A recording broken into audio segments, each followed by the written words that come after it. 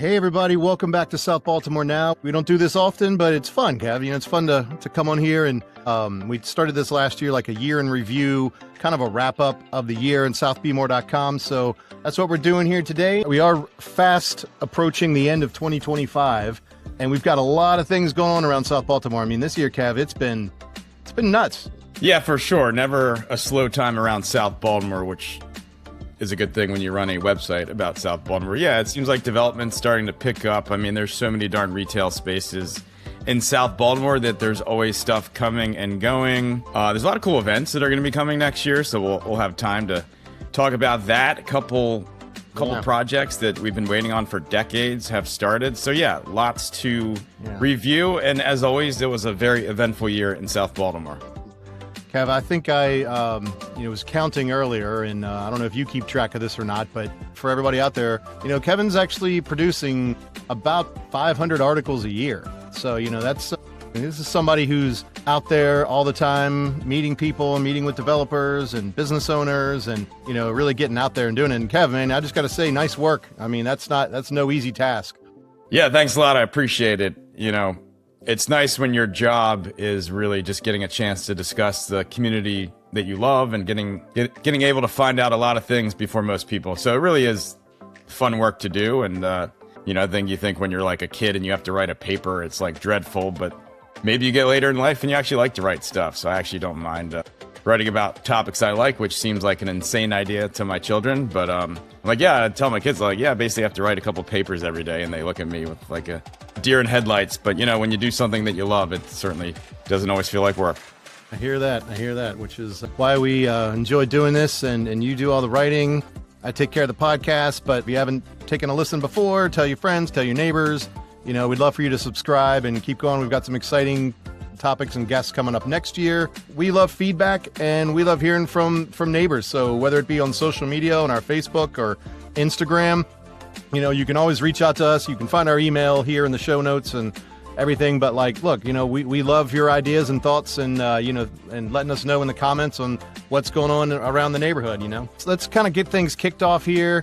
So Kev, if I had to ask you, I know you're very passionate about every article that you write for southbmore.com. But, I'm curious, what are a couple that stand out for you from the past year? Yeah, for sure. I mean, I think on a personal level, I love all the coverage we get to do about the growth of youth sports around here.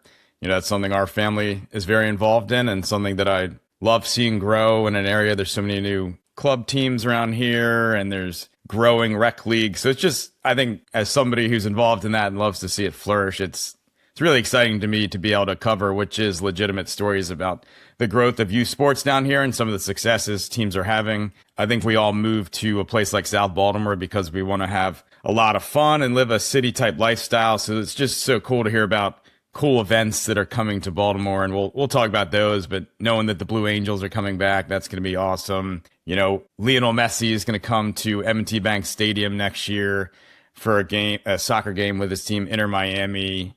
So yeah, just it's fun stuff like that. And, it's always fun to hear about all the restaurant openings. That's another big aspect of living down here. Those always do really well with the analytics on our website. And, and another thing too is, people have been asking me for so many years, what's going to happen with Tide Point when Under Armour leaves, because we've known for a while they were going to make the move to Baltimore Peninsula, and now we have some answers on that. So now when people ask me that question, I can finally start to give them some detail there. So some fun stories, some fun events coming up, some questions finally answered. So as always, it was a fun year to be a journalist in South Baltimore.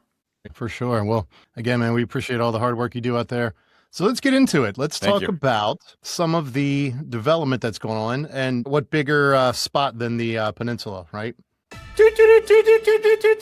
Southbmore.com, breaking news break here. So we recorded this podcast last week and found out some really big news about the Baltimore Peninsula development the next day. So we really need to add some context before we go into this segment of the podcast.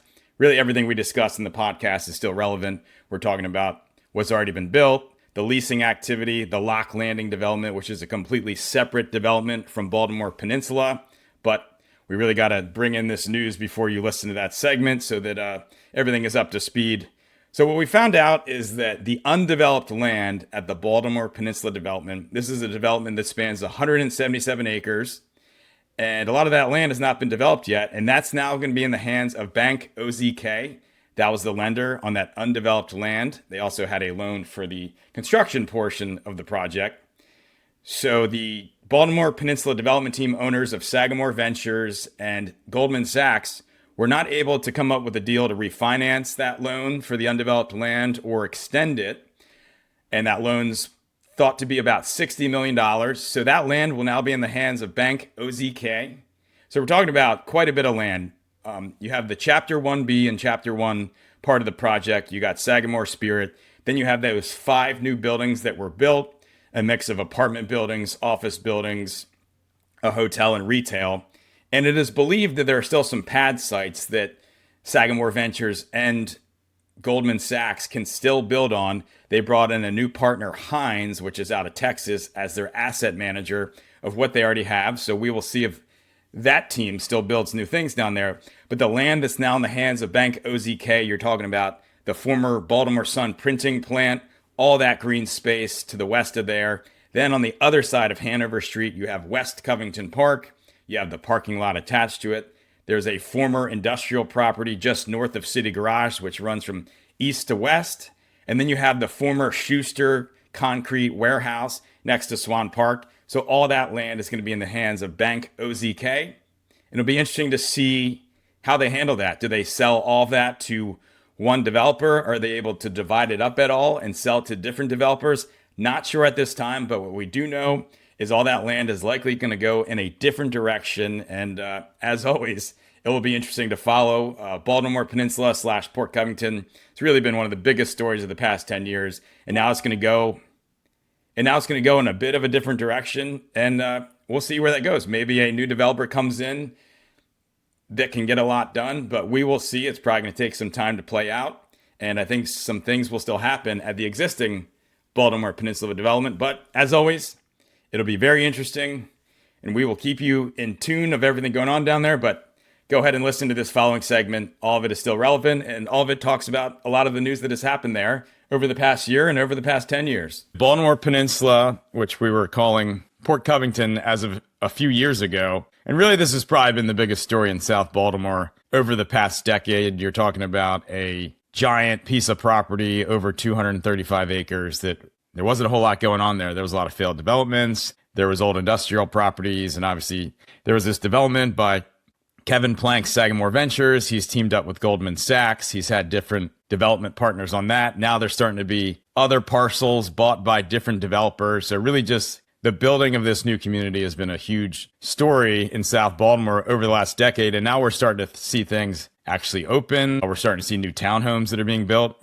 which brings homeowners to Baltimore Peninsula. So it's certainly evolving really fast. And I think as of this past year, the thing that's evolving most down there is that Lock Landing development, which is a development by Mark Saperstein's 28 Walker Development Company. And so they got, I think the 2 apartment buildings down there are open or about to open. That's bringing 420 apartments to the community. And then you have the townhome / condo aspect down there, which is bringing a total of 389 homeowner opportunities down there. It looks like they're probably about halfway done, the creation of those townhome units down there, which is bringing a variety of different things from these like 24-foot wide townhomes that are going to be on the water, which are going to be right around $1 million. And then you have some 3 to 4 to 5 bedroom options in there. You have these 2-story condos they're selling. So really, every time you drive over the Hanover Street Bridge, you're going to see a new block of townhomes that's been built there. And I actually know 4 to 5 of my own friends that have decided to buy down there. So it's cool to see that sort of become its own community. And anybody that lives in these sort of new townhome developments, you know about the alley life and the parties that happen. So I'm excited for them to think about the parties that are going to happen in that neighborhood, the kids that are going to play wiffle ball and football in the pocket parks down there. And I think all that home ownership down there will be a great asset to make everything else that they are doing at Baltimore Peninsula more successful. Yeah, I just love what is becoming of that whole really, unique neighborhood and community down there in and of itself, but definitely still part of South Baltimore, of course. I think the success of Lock Landing will lead to more townhomes down there, and we're actually sort of already seeing it, where the Westport waterfront development, which is now called One Westport, has moved towards townhomes, and you're seeing the first block of townhomes is now up and standing already over there and will be offered for sale soon. So I think you might eventually see like a lot of homeowners living around the Middle Branch, that waterfront community down there. So it'll be interesting to see how it evolves, but clearly the townhomes are doing well down there. And with all this development, with all the new from townhomes to apartments and everything, we got to feed these people. We got to entertain these people, and they need somewhere to, just do some general shopping. You want to talk about any of the new retail spaces that might be coming up? Yeah, for sure. Kevin Plank's Sagamore Ventures and with their partners, Mag Development was the most recent development partner. They will actually be exiting the project, but they've been busy leasing a lot of those retail spaces and office spaces in those 5 new buildings that they built a couple years ago. So Rye Street Market, that's been open for over a year. That's been a successful restaurant down there. 2 vegan concepts, Slutty Vegan and Bar Vegan, are both open down there. Little Wing is a small coffee shop that has opened in the Roost apartment hotel down there. Vessels, sort of the bar within that hotel. Ben and Jerry's, the famous ice cream place, that's open down there now. Jersey Mike's, everybody loves a hoagie, so Jersey Mike's opened down there in this past year. And then Daily Grind, the coffee shop that first got its name in Fells Point, they have a location down there as well. And then there's a lot of new restaurants that have been announced that'll bring sushi, Mexican food, karaoke food. There's going to be an Asian noodle bar, a Jamaican concept, Expectation, which is a brunch spot. So really, there's going to be a lot of new food options, and I think a lot of them will come online next year. So yeah, hopefully that brings a lot of foot traffic down there. And then on the office leasing side down there, you've seen a lot of transactions. So you got the Robert H. Smith School of Business from the University of Maryland, which is opening down there. Strayer University has somewhat of a satellite campus down there now. You have M&T Bank, you have CFG Bank. So you're really starting to fill out some non-restaurant retail, some office users down there. So yeah, it'll be fun to see how it happens. And little rumor I heard from some friends around the neighborhood, I think there might be a retail announcement at some point that'll make big news and make people very happy. So we will see if that comes to fruition. But I can tell they're working hard on big things down there. Every time I go over to Canton, they obviously have so many shops, so many retail. It seems like they get all the stuff over there. If you're looking to buy things, it has almost any type of shop you can think of over there now. But we're starting to see that a little bit here as well. You've seen a resurgence at Southside Marketplace. Obviously McHenry Road came online in the early days of southbaltimore.com and has brought a lot of retail options. And we'll see maybe some big box retail that might end up at Baltimore Peninsula. Absolutely. And of course, if you look out any window, there's an Amazon truck at all times. So certainly e-commerce is a big thing these days. You've talked about some of the bike trails that might connect like Westport to Peninsula, but I'm curious if you've heard or know of anything or just have your own thoughts on like some sort of transportation or easier way for transportation getting from South Baltimore, traditional Fed Hill area down to the Peninsula. Just curious if you have any thoughts on that or have heard anything. Yeah, for sure. And unfortunately, it's very difficult because you have I-95, which is a federal property, and you have CSX, which is one of the biggest property owners in America, separating Federal Hill and Riverside and Locust Point from Baltimore Peninsula. So those are heavy industrial. That's a heavy industrial yet thin corridor separating the two. I know the partnership, which is down there, the Baltimore Peninsula Partnership, and politicians and everybody down there is constantly trying to figure out ways to make it even a little bit better. And it's difficult just because there's a lot of those properties in between the development and the existing neighborhoods are not owned by the developers. They're owned by massive federal and national entities. I like to ride my bike a lot. And, if you go down Hanover Street, you can sort of hop on that bike path down by Swan Park and sort of snake your way around to Nick's Fish House. And I think there's some opportunities to go underneath Hanover Street there and sort of connect to different parts of the development. As part of the original master plan, there was an idea to have a walking bridge from the end of Light Street, the 1900 block of Light Street, which goes under I-95 over the CSX tracks. I think it has to go over 2 different CSX tracks because there's another CSX track once you get to the bottom of Macomb Street there. So that's kind of an idea they had. And, construction costs have gotten very high in the last 5 years or so. So something like that's a lot more expensive than when it was originally proposed. And then just dealing with, Federal Highway Administration, probably the state Highway Administration, Baltimore DOT, everybody to try to get that built. It's going to be a challenge. And then there's also the thought of a walking bridge, which has been talked about for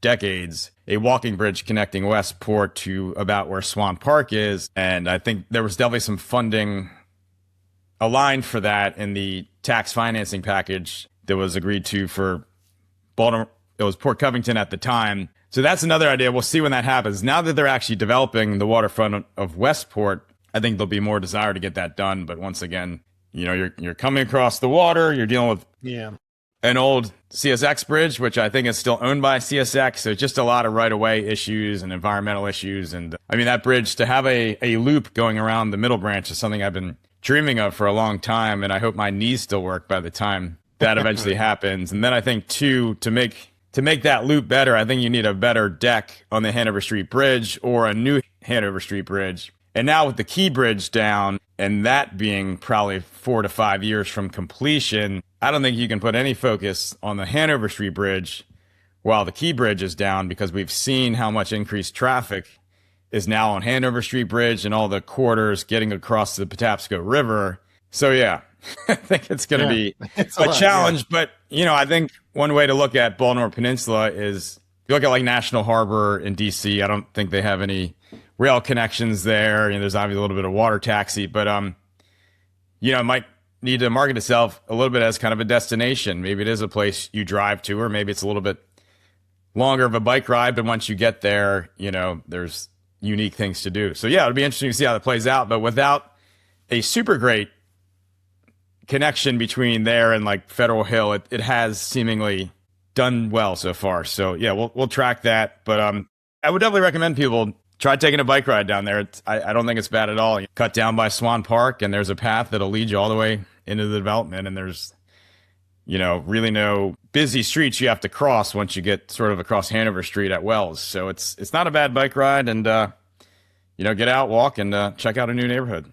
So tell me, Kev, so what do you think comes next for Baltimore Peninsula? Sure, I can tell you what they've discussed. They've talked about the potential for more townhomes down there.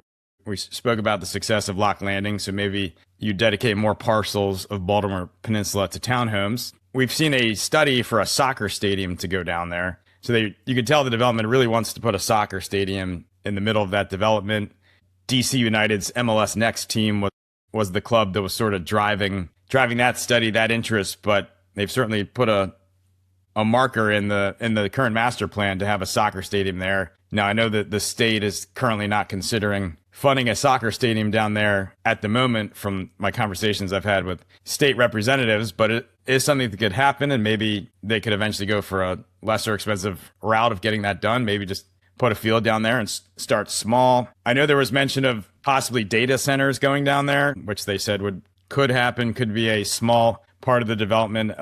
If you want to get good conversation going online, just drop the word data centers, and I'm sure the comments will follow. But they mentioned that as something, and I know I did a story on the company South Duval took over the property City Garage down there, and they've done really well leasing to life sciences tenants down there. And I know they have a desire to see more life sciences spaces in Baltimore Peninsula. So it'll be interesting to see if any of the parcels down there get dedicated to that. But, I've had conversations with a few developers lately, and it seems like the cost of development is starting to come down a bit. We've seen a couple interest rate drops in the last few months. So I think people in the development world are starting to look towards building stuff again. And I think that certainly benefits Baltimore Peninsula because outside of the townhomes we've seen by 28 Walker, we haven't seen any new buildings built or proposed in that development in the last couple of years. So maybe with prices coming down a little bit, that is something you will see. But, there's certainly a lot more to do down there now than there was a few years ago. And as always, it'll be interesting to see where it goes. Heading up to Locust Point area, let's talk a little bit about the redevelopment of the former Under Armour facility down there at Tide Point. Yeah, for sure. A couple massive properties, and it's important to distinguish. It's two different properties and two different projects that'll happen down there. So there's the old Cheer building, which is on the south side of the train tracks down there, kind of a big metal building that Under Armour converted just as a tenant into a building that was part office space, part warehouse space, part indoor parking. So that building is under contract with Cristo Rey, which is a high school that is a national concept, but currently has a Baltimore school in Fells Point. So they want to move their school over to Locust Point and convert that building into a space that has classrooms, has an indoor gymnasium. They want to tear down part of that building and put in a field that could be used by their soccer team. And they've spoken about potentially having some community partnerships where that field could also be used by recreational sports users in the community. So we'll likely, sounds like that project is moving forward, and we might see a lot of movement on that in the next year or so. So that would be a big change to that property. Then across the street, you have the Tide Point complex, which has, I think, close to or over 500,000 square feet of office space. And we don't have a ton of details on that yet. There's also the parking lots that sort of surround it, but I know there's a plan for a mixed use development there. And that will certainly bring about a lot of change to Locust Point. Talking about bringing in a new school that brings in a field. They'll have a gymnasium in there as well. Probably a mix of a lot of new residents and maybe some retail down at Tide Point. So certainly will be a big change. We've got Under Armour down the street now, maybe about 1.5 miles away in Baltimore Peninsula. But now their ex-headquarters is empty, and there's a lot of ideas circling to get that reactivated. Let's take it back up from Locust Point, back into the heart of Federal Hill. You recently wrote an article about the old Chauffeur's building that's been vacant for quite some time now. Just great to hear that there's some action happening right there at Chauffeur's now. Yeah, absolutely. When you think of Federal Hill, you just think about the land of a million row homes. So it's not common that you have these just huge properties in the middle of Federal Hill. And the Chauffeur's building at 930 South Charles Street, I think you could make the argument that and Cross Street Market and Federal Hill Park are probably the three most properties of significance in the community, just based on size and scale and potential impact. So Cam Development is teaming up with Hank Chauffeur, the owner of Chauffeur's Furniture, Obrecht Real Properties, on this plan to redevelop this property. It's a 6,000 square foot building. They want to bring 51 apartments, do a historic renovation, and then they want to have 12,000 square feet of commercial and retail space on the first level. They're trying really hard to get a grocery store in there, which is something I know the Federal Hill community has wanted for a long time. So they're going to go through the design process on that project in 2026, and they're hoping to start construction on that in early 2027. So certainly you bring that entire block to life, which has been largely vacant for the past 4 years, could certainly have a big impact on Federal Hill. A few blocks from Chauffeur's, we got the Stadium Square. So that's back up, and looks like there's some movement there too, huh? Yeah, for sure. The site of the old post office on Austin Street there. Sage Ventures has picked up this 316 apartment building project. They purchased that from Lennar, had taken the past phases of that project and moved it forward. And they came in and they're under construction already. And just talking to the developers from Sage Ventures, they just said the fact that this project had already been planned out and gone through the permitting process and the planning process and the design process, and the fact that they had all these pieces to the garage already sitting in storage, already paid for, already prefabricated, allowed the finances to work to get this project started right away. So if you're talking about that Austin Street corridor that connects M&T Bank Stadium and the Casino District into Federal Hill, this was certainly a big missing piece. So if you have this new apartment building, that certainly fills one of the missing gaps there. Then you look at what else is going on Austin Street. There's a office flex building called Stadium Crossing at 175 West Austin. There's an expansion project going on there to raise the roof to make that building have an additional level of office space. Another block down, we have the Paramount Baltimore live music venue. So that's back under construction. That was delayed for a couple of years. That's going to be 3,950 seats in there. So hopefully a lot of really good touring acts and comedians will bring their shows to that building, bring more life to Austin Street and that stadium area. And, then you have the Warner Street district, which connects the casino to M&T Bank Stadium. So Warner Street is like completely torn up right now. They're going to make it much better streetscaping down there because obviously you have Top Golf down there now. You have the casino. They're really working hard to get a hotel there. Then you'll have the Paramount. Then there's another property they're looking to get a sort of large entertainment/retail user in. So slowly but surely, it's all starting to come together down there. And then M&T Bank Stadium, they just keep renovating that stadium. They brought in new suites and amenity spaces and new scoreboards and all kinds of stuff there over the last few years. There's one more year of off-season renovations they're going to do to that stadium, but hopefully just really that Austin Street corridor into Federal Hill will finally come to fruition the way we have been hoping it would for the last 5 years or so. Well, let's hope that M&T doesn't have off-season construction start too soon, right? Hopefully get to the playoffs still. Yeah, still a possibility. Yeah, still a possibility. But also Oriole Park, we got some renovations there too, right? Absolutely. There was this state bill a few years ago to dedicate $1.2 billion to the two teams to do renovations to the stadium. The Ravens wasted no time making additions to M&T Bank Stadium, but now the Orioles, and they've had new ownership of David Rubenstein the last couple of years, they're starting to do their renovations. And I know people are expecting bigger things to happen at Camden Yards, but they're starting to do some I call them smaller. It's a lot of money though, but they're putting in a giant new Jumbotron video board this year. And underneath that Jumbotron is going to be a new premium section. They're converting the press box into new premium club area suites, moving the press box to somewhere else. So those are some projects that are happening this offseason, but I think people really expect to see some bigger projects coming to that stadium in the coming years. You know, do you take away some of the seats in the upper deck and put in, you know, more bar areas or more social areas? We'll see. Do you have any more sort of field level suite opportunities? There's a talk, and this deal has not been agreed upon, but there's a large desire by the team and the stadium authority to see some redevelopment in the spaces right around the stadium where there's currently parking lots. So we will see where all of that goes, but there's certainly a lot of changes going on when it comes to the two stadiums in Baltimore, or the two big stadiums in Baltimore.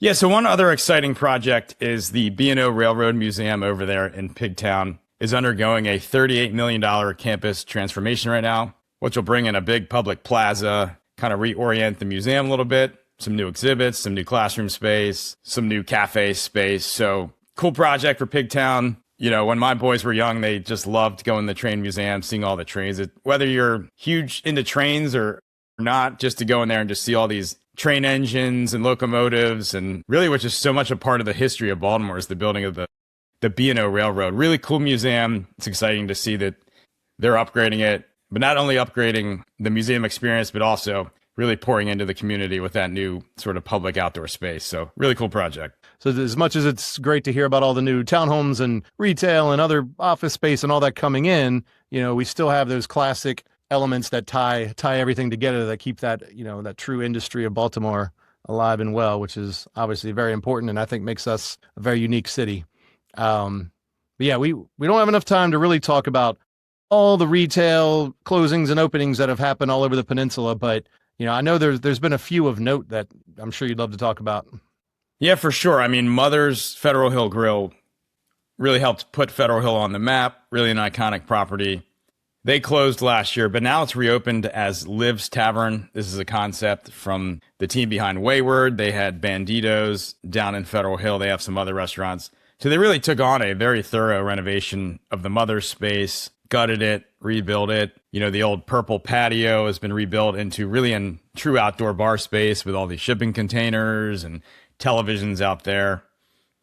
So yeah, I was at a party there this past weekend and really looks nice in there. Really looks like a upscale space in Federal Hill and really meets a lot of different ways you might want to dine. Do you want to stand around outside? I know they got some solo stoves out there. There's the bar area. There's the dining area. They were telling me how they're going to turn that old Mother's on the Alley space into an event space back there. So really a really large property in Federal Hill that's gone a different direction. It's been renovated and hopefully it's really a uplifting restaurant for Federal Hill. Moving over to Locust Point, you know, there's sort of that large restaurant space at the end of McHenry Row. It's been World of Beer. It's been Fat Patties. It's been Chicks, a chicken concept. So now the latest restaurant that's going to be moving in there is Taco Love, a space that we're already familiar with. They have a location at Cross Street Market. They got their start in White Marsh. So they're bringing their Mexican concept to McHenry Row. You know, that space has a large outdoor area, has a large bar. So yeah, hopefully Taco Love will be the one that really stays for good in that restaurant space. But McHenry Row, which has always done very well, usually very well filled when it comes to their retail spaces, they do have a few vacancies there right now. So it'll be interesting to see those filled, see what might go in there. And just, tailing off that, there's really been a surge of new Mexican restaurants coming to South Baltimore. We just talked about Taco Love. Riverside Cantina opened on Light Street. That's been open for a couple of months. Seems to be doing great. Lime and Salt is a concept coming to Riverside. They're on Belt Street. That's a restaurant that's been in Crofton and is going to open their second location in Riverside. And then Urbano is one of those new restaurants that's going to be coming to Baltimore Peninsula. So hope everybody's ready for Taco Tuesday. And Wednesday and Thursday and Friday. Yeah, keep them up. Tacos every day. Love it. And unfortunately, Federal Hill, South Baltimore lost their last bike shop. Trek closed in recent months in a 13,385 square foot retail space. So that leaves a big vacant space there on Key Highway, and unfortunately, nowhere local to get your bike fixed. So that was certainly a sad loss for Federal Hill.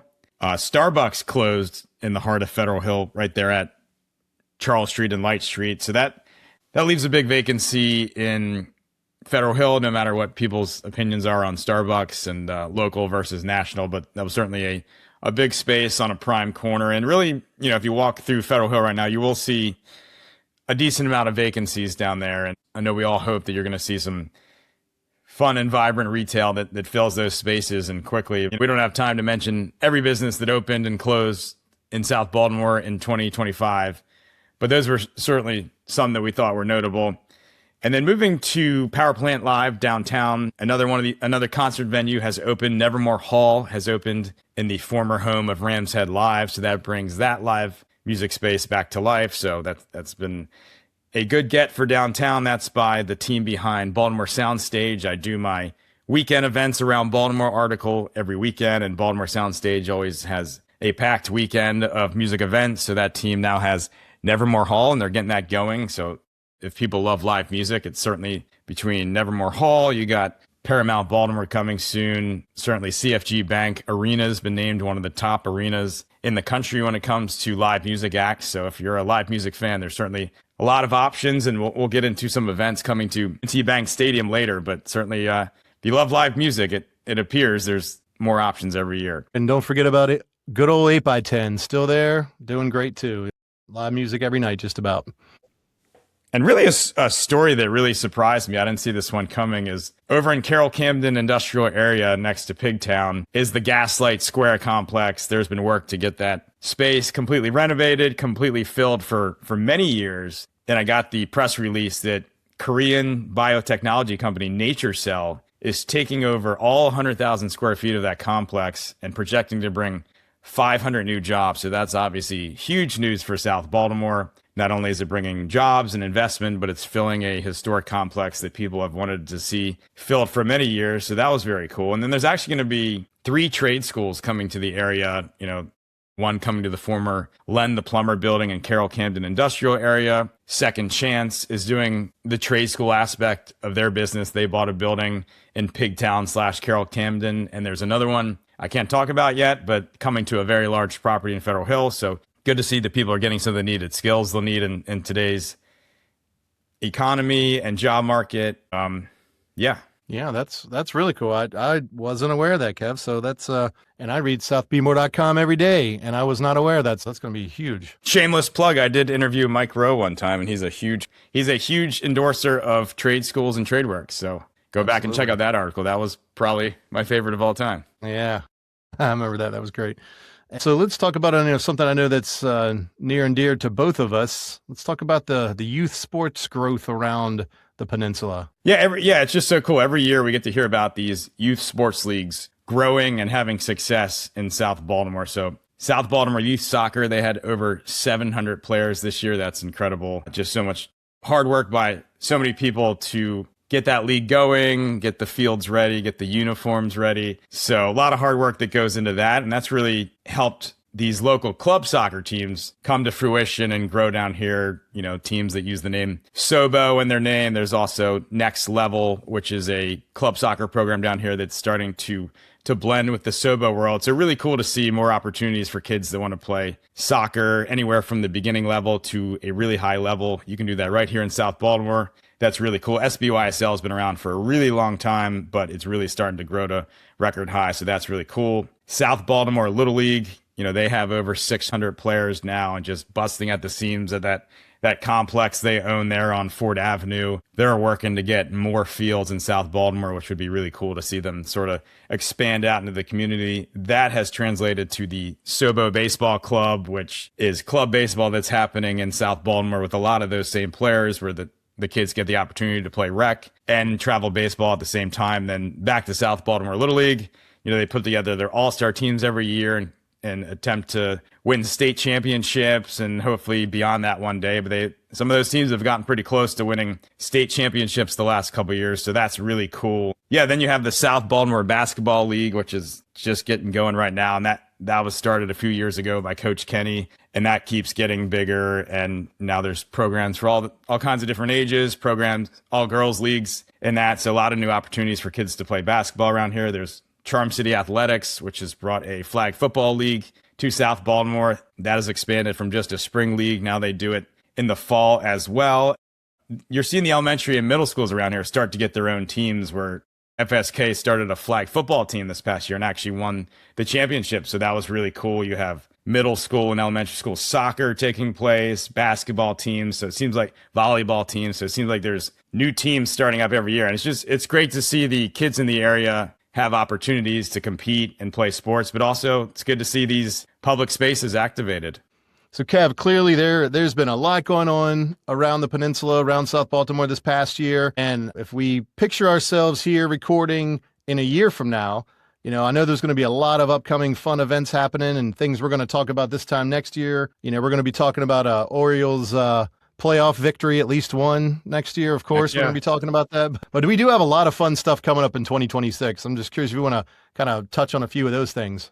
Yeah, absolutely. It's setting up to be a fun year in 2026. So you have the Sail 250 Maryland and Air Show Baltimore, which is coming to town in June. People remember the Fleet Weeks they've done and the celebrations and the Star Spangled Spectaculars. So this is going to be one of those type of events. The Blue Angels are going to fly over. The Blue Angels haven't flown over Baltimore in an air show since 2018. So that's going to be really exciting. That is just an awesome day to have a roof deck or to be on somebody else's roof deck or just get a clear view of the city. Those are a lot of fun. Morgan Wallen, one of the biggest acts in music and country music, has announced 2 nights at M&T Bank Stadium in July. That is the first ever artist to do a 2-night concert in M&T Bank Stadium. So I expect there to be a lot of cowboy hats around South Baltimore that weekend, or I expect to see a lot of cowboy hats and country music fans around Baltimore that week. Lionel Messi, maybe one of the few most famous people in the world, one of the greatest soccer players of all time. I'm not going to get into the argument of him or Ronaldo, which one is better, but Lionel Messi's team, Inter Miami, is coming to M&T Bank Stadium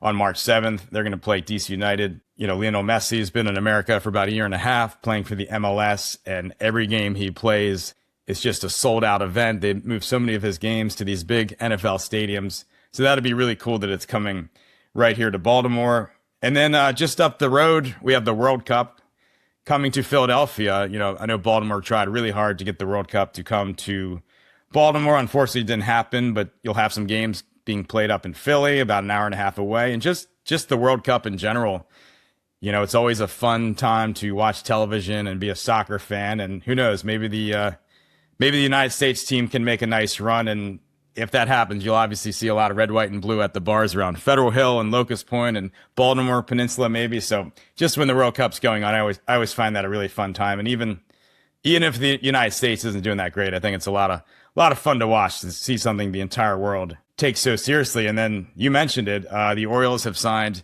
Pete Alonso. They made a trade for Taylor Ward. They're bringing over 240 new RBIs into their lineup next year. So the Orioles had a down year this past year, but we're in the playoffs, for a couple of years before that. So hopefully the Orioles are back on track, and it's a really fun summer around Baltimore, attending Orioles games, watching the ball leave the yards. South Baltimore is always that much funner when the Orioles are doing well. Absolutely. Big shout out to our earlier this year podcast guest, Zach Brown, who was recently promoted to Vice President of Ticket Sales at the Baltimore Orioles. Nice. Good job, Zach. I mean, when you're the Vice President of Ticket Sales and you get the press release that you signed Pete Alonso, it's got to be a good day at the office. That's a good day. I also want to give another shout out to a previous podcast guest just a couple episodes ago. John Dewar was just sworn in for the Baltimore City Veterans Commission. So Great job, John. For any of you folks out there that might catch this podcast and you're thinking to yourself, I don't know if I want to move to Baltimore. You can live here, you can work here, you can raise a family here, you can grow and, just have a great life. We're here to tell you that. Yeah, absolutely. We're gonna let you know about some fun stuff going on in Baltimore. And please, Nate, just put your email address in the show notes. All complaints can be forwarded to Nate about anything going on in Baltimore you're not happy about.